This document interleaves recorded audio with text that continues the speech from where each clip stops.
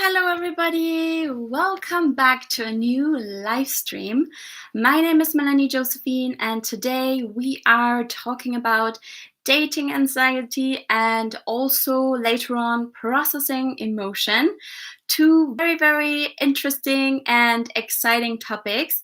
And if you're here, please say hello in the chat.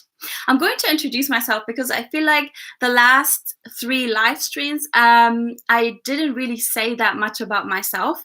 So I have written 2 books. I did say that in the live stream. I'm an award-winning author, but I am also a certified life coach. I studied with the Robbins McDonough's training school, and I also get coached myself once a week because the learning never stops.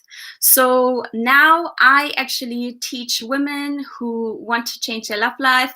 I help them transform their love life completely and attract the love of their life. It's very exciting. If you're interested, go to my Instagram, message me, DM me, melaniejosephine on Instagram, and my website is melaniejosephine.com. Today, and if you're here right now, I'm going to start talking about dating anxiety, and I would love for you to write in the chat, or if you're watching the replay, write in the comments what your thoughts are and how you have experienced dating anxiety in your life. Because I think that we all actually have experienced it one way or another, some more and some less. But I think that we all, because it's very natural, have some fears around dating. So please message in the chat any questions that you have, and then also in what way you have experienced dating anxiety in your life so that we can address this together. But I want to start with pointing out that anxiety is always going back to fear. And there are always these counterparts, fear and love. And I want to share an example from my own dating life. This was a few years ago when I was kind of randomly dating, when I didn't really know all the things that I know now. And I hadn't come across a law of attraction. I didn't really believe in any of that. What I just said, I just randomly dated, and I had a lot of negative experiences. And so I, at that point in my life, because at some point I had accumulated so many negative experiences that I said to myself, you know what, from now on, when I go on a date, I'm just going to watch the person and I'm going to see how they are and if they like me, and then maybe one day I'll start to like them once I've watched them enough and I've gathered enough evidence. And I don't want you to think that you shouldn't be cautious at all when you go on a date with someone that you don't know. Obviously, you should be cautious, but should you be cautious from an anxious way? Should you be cautious from a fearful way? That's the question.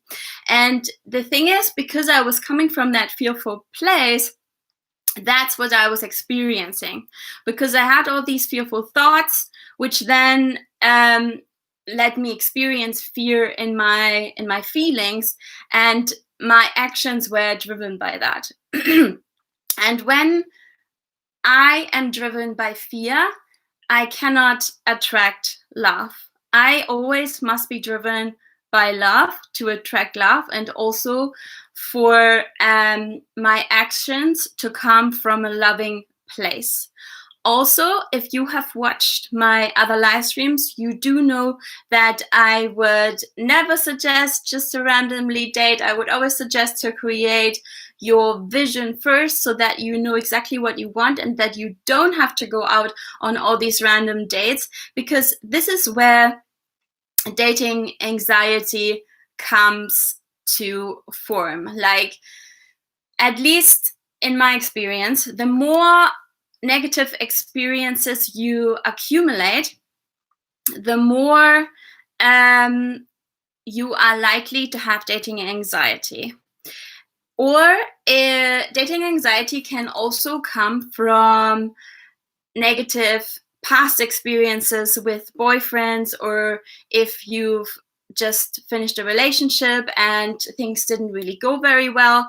A lot of people ask, how can I trust again after a relationship or after I'm starting afresh?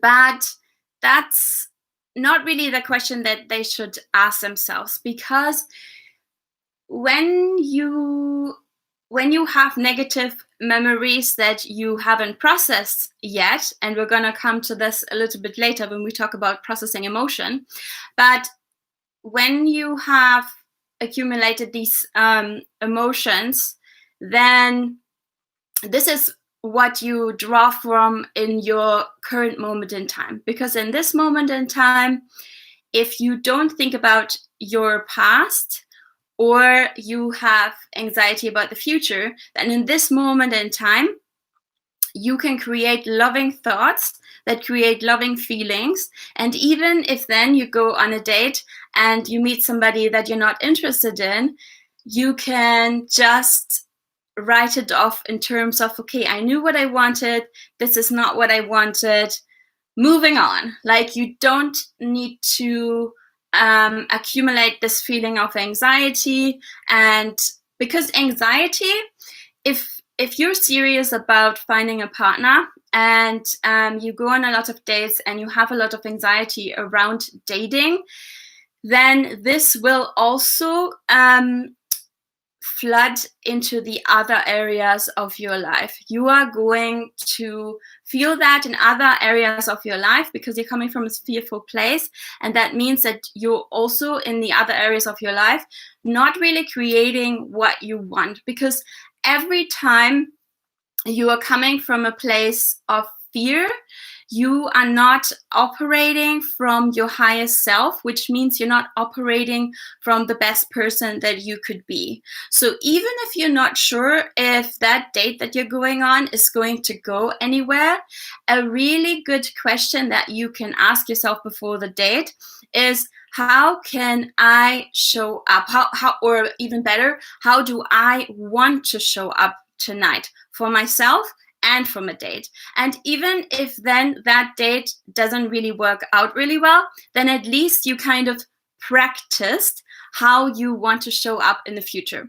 I also want to give you a couple of tips on how to sort of prevent dating anxiety, how you can prepare yourself for a date, which will make it much more less likely that you'll experience anxiety. Maybe you'll still be a little bit nervous, maybe you even still have a little bit of anxiety, but it will not be at the same level as before if you follow these steps, take this advice. So one thing that I actually use this in multiple areas of my life is visualization. And what I mean is, visualize the date even before you go on that date. Visualize what you're going to look like, what he's going to look like, what the energy is going to be like. What I always visualize when, for example,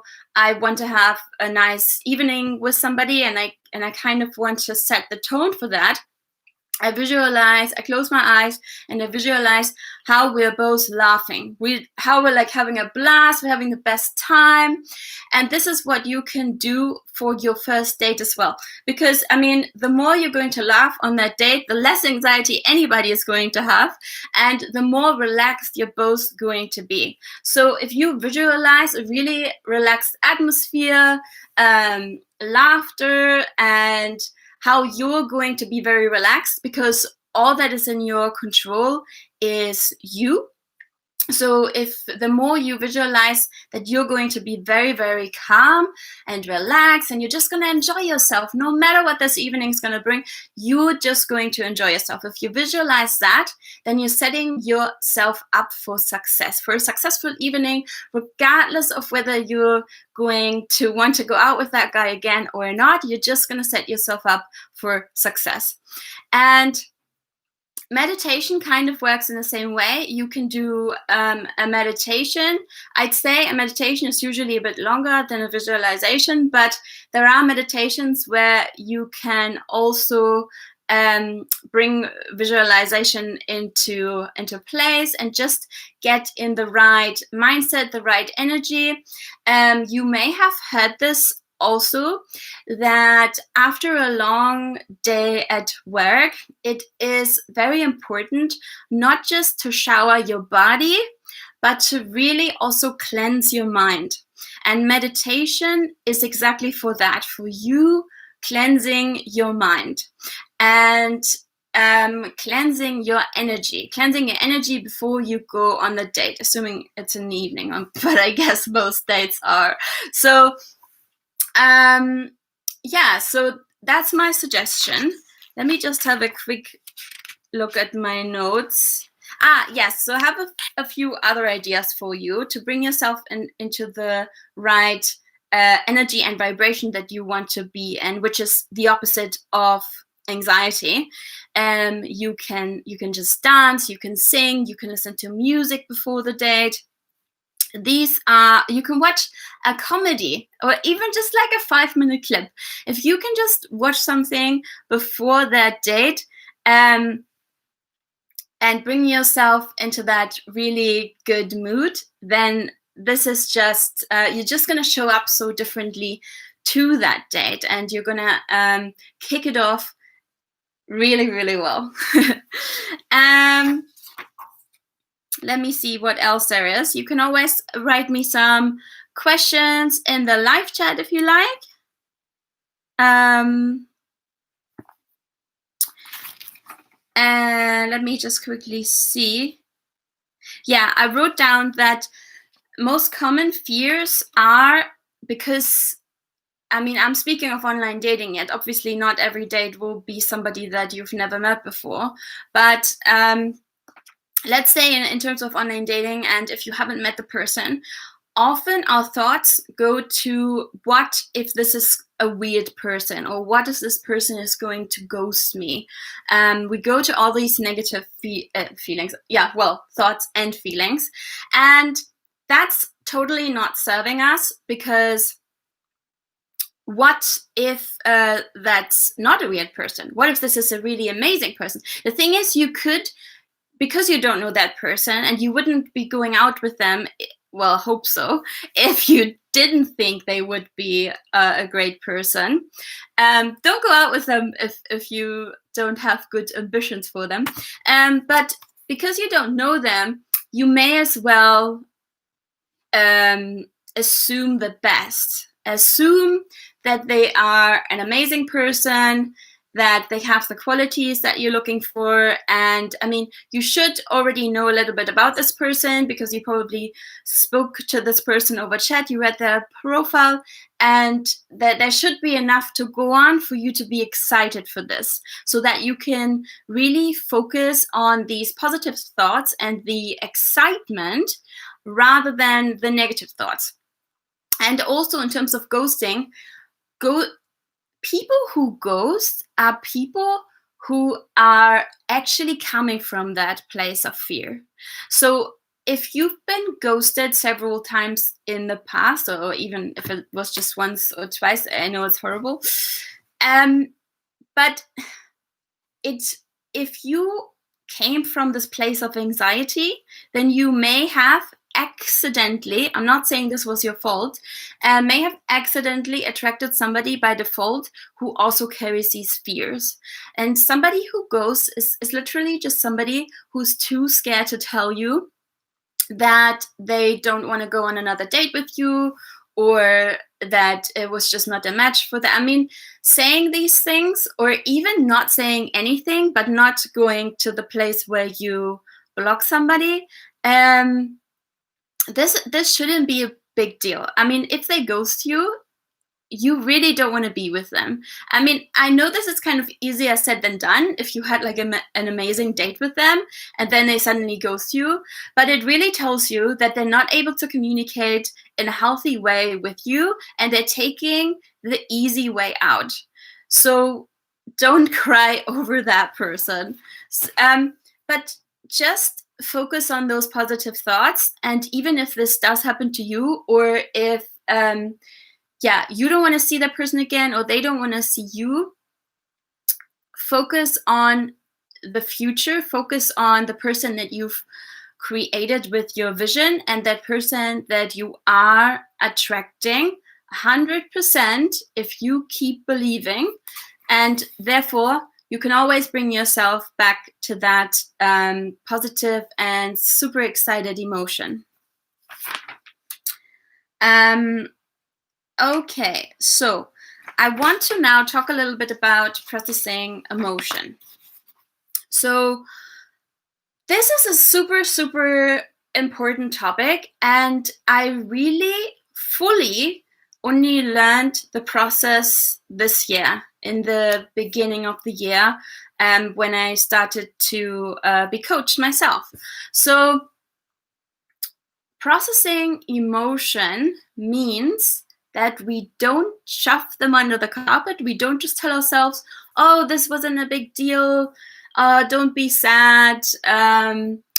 Well, just move on. If we are sad, because when we're sad and we tell ourselves, don't be sad, then we are pushing the emotion down. And you may have heard this somewhere else, that it's kind of like a ball that you hold underwater, and the longer you hold it down, at some point it's just gonna pop up.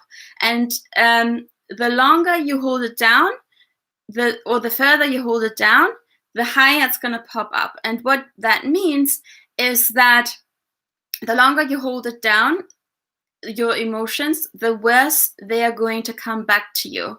And they may come back to you in anxiety or in depression or in that feeling of just negative emotion, and you may not even know where they're coming from. And those are emotions that are coming from past experiences that you have suppressed. Now, there's various ways to deal with emotion. I'm just going to talk about one way here, but there's various ways, and you can also get help by, for example, an emotion code practitioner. If you don't know what the emotion code is, just Google it, because I'm not going to talk about it today, but it's a really powerful technique to get rid of emotions that you have suppressed, that are stuck in your body and that are still vibrating at a low frequency in your body, and therefore attracting negativity to you. But let's just talk about an emotion that is present for you now. Let's say you're sad now. When you spin in your mind and you have all of these thoughts about the topic that you're sad about, it is very easy, and I have done this in the past, it is so easy to get hung up on these thoughts, and these thoughts attract more thoughts like that, which mean when you think one negative thought, the next one's already on the way, and you can just spiral. I'm sure we've all been in this space of spiraling, and the more we spiral, the worse it is. So what we need to do in that moment of time, we need to actually get out of our heads and into our body, and that's where the processing begins. So when we feel sad and we are spiraling, you need to tell yourself, okay, I'm going to go into my body now, and I'm imagining like I'm leaving my head. Sounds maybe strange, but just imagine it. You go into your body and you ask yourself, okay, where is this emotion? Now, before I've heard this, I was not even aware that when I ask myself this question, I would always get an answer. Like for me, for example, sometimes I can feel the emotion here, or here, or in my third center up here, but it may be different for you. But when you ask yourself, where is that emotion, you will get an answer. You can also ask yourself, what color does this emotion have? And you will get an answer. What consistency does this emotion have? Is it fluid? Is it thick? Is it like sand? And at first, I didn't understand why would I do that and why would I ask myself all these things. But when you do this, when you move from your head into your body and you ask yourself all these questions and you just watch the emotion, like does it move around? This is when you truly process it. And when you give this emotion, when you allow this emotion to move through your body as long as you want, you will notice that it'll soon have enough of moving through your body and it'll disappear, and then you can move on with your day. And then depending on what you're processing, this may come up again. Let's take grief as an example. If you're grieving something or something's happened in your life that you need to grieve, these things come in waves. So one wave is coming, you may be crying, you move into your body, you stay with your body, and you just feel it through. You just really go into that emotion, because what it actually comes down to is that whatever happens in your life, the worst thing that can happen is an emotion. So when you really go into your body and you really feel that emotion, you realize, even if it's not an emotion that you like, that maybe it is not as bad as you first made it out to be. And what I have actually noticed in my journey, that these emotions were much worse when I wasn't aware of my thoughts, because what we all do is we add layers without noticing. When we're unaware of our thoughts, we just add these layers where what I said in the beginning, where we say to ourselves, well, I shouldn't feel this. This is a big one. I think this is a big one for so many people. I shouldn't feel this. It shouldn't be this way. I don't know about you. Tell me in the comments if you had an experience like this. But I used to always say to myself, well, this should be over in like 20 minutes or maximum an hour. And if it's not, then I'm really annoyed about it. And that obviously adds to the negative emotion. It just feeds it. It makes it so much worse. And I was not aware of it for the longest time. And when I became aware and I allowed myself these emotions more and more, everything began to be more in flow. And what I mean by that is that the processing times would actually not be as long as they used to be in the past. Maybe they were really depending on the topic and what it was, but could be going from a month down to a week, down to a day, maybe just down to an hour, depending on what I was dealing with. But when you tell yourself that you are just gonna meet your feelings face on, and that the worst thing that can happen is a feeling, and when you start to accept that life actually will always bring negative and positive feelings, because that is simply part of life, then things do get easier. I'm not saying that the negative emotion will ever feel very good, but you will have more acceptance for this negative emotion to be there. And I mean, a lot of people say, well, if the negative emotion wasn't there, then I wouldn't be able to appreciate the positive emotion as much.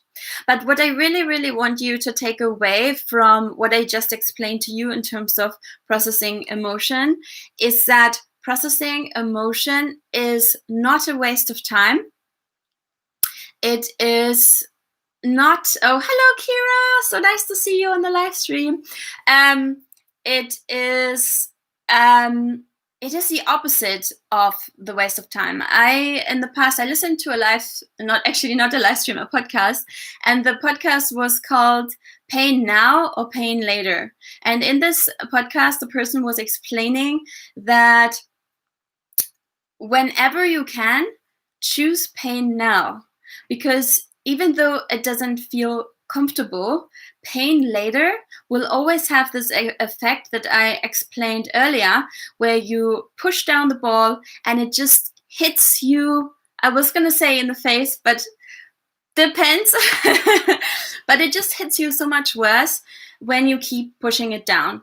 But when you allow yourself to feel these things, then it'll just bring everything in so much more perspective, brings your life so much more in flow.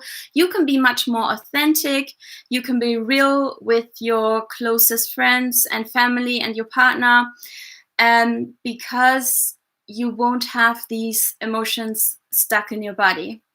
There was something else I wanted to say. If there's any last questions, please ask them now, because we're going to finish the live stream very soon. But I think I explained what I wanted to explain, and I just have a quick look in my notes if there was anything else. Oh, actually, yes, there was something. I wanted to say that is what I just explained. That is how you process emotion in your body. But when you're going through a rough time, it is also very, very valuable to journal. I'm sure you've heard this before, and you may just think, oh yeah, whatever. But please don't discard how much journaling can actually help you if you're going through a tough time, or when you're grieving something, or whatever it is you're going through. The reason is, and I want to just briefly explain this to you, the reason why journaling is so helpful is because when you put your thoughts down on paper, they just make so much more sense, or not, when you see them on paper. And what I mean by or not is that if they don't make sense, then you can at least see that. You can be like, oh my goodness, is this what I'm really thinking? But what I found when I put my thoughts to paper, first of all, they're not spinning in my mind anymore. They're going down on paper. They're basically processing on that paper. You don't have to keep that paper. You could literally throw that out right away. What I usually do, I keep that journal for, I don't know, for a bit. Maybe I just want to reread a few things, but eventually I'll throw that out, because that was just for me to process, to bring it down on paper, and just to see that. And the other tip I can give you, if you think that journaling is really boring, maybe you don't think that, but I actually used to think that, you can make it a little bit more exciting by maybe putting some relaxing music on, or putting some, what are they called? I have this. I have this little diffuser, putting something in the air that makes the air smells really nice. Or having I have a rose quartz here, like having some crystals, and then just creating that, or you can light some candles, just creating an atmosphere where you feel really comfortable and you feel like, hey, this is actually really exciting. I like this. I love coming to my journaling. And so some people do it in the morning, some people do it in the evening. I usually just play it by ear whenever I need it. And the same with processing emotion. Now I remember what I actually been meaning to say earlier. So someone may think, well, what about if I'm at work, or if I'm in a place where I don't want to cry in front of people, like I'm not in a place where I can process emotion. Well, in my experience, if you have, let's say you felt this emotion or something came up for you in the morning or in the afternoon, at some point in the day, usually that emotion carries out all the way through the evening, or even if it did not, if you didn't have the opportunity to process it during the day because you were surrounded with people, or you were in a stressful situation, or whatever the reason is, it doesn't matter. You can come home And you can either, what I just described, you can just immediately sit down and journal and get all these thoughts out of your mind. Or you can sit down, you can put some relaxing music on, or you can put on a meditation, and then you can say to yourself, okay, I allow myself to feel however I need to feel. I give myself this time to process these emotions. And then you can just process them in the evening. You don't actually need to do it on the spot. I've done this many times. Like when I've also done this with memories that came back, like when I would go out and something would trigger a negative memory from the past, and I wasn't actually able to process it then because I was like on a day trip or was with people. I would come home, I would put on a meditation. There's also some meditations, they're called shadow work meditation. I mean, shadow work, all it means is that you're basically processing your past, your negative, anything negative that you haven't processed from your past. And you just sit through that later on. That is completely fine. And also, don't use that as an excuse why you can't process it emotionally, because I think a lot of people do that. They're like, oh my gosh, I have so much work.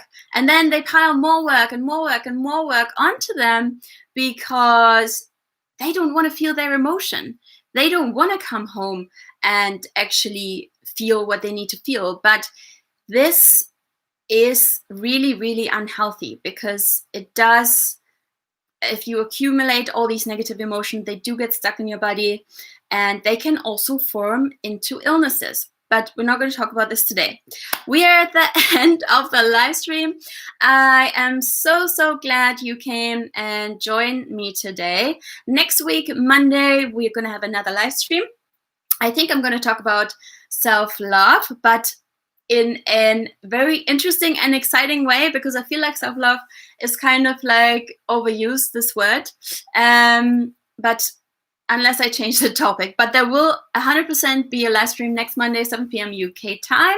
Thank you, everybody who joined. And if you have any questions, you can leave a comment. This video will be uploaded. It's going to process overnight, and tomorrow morning it will be available for replay. And I am sending you lots of love. Also, if you have any suggestions for further live streams, any topics that interest you, please message me. If you haven't subscribed to the channel, do that now. Contact me for life coaching, or if you have any friends who struggle with their love life, please let them know about me. And again, sending you so much love from London, and see you next Monday. Bye.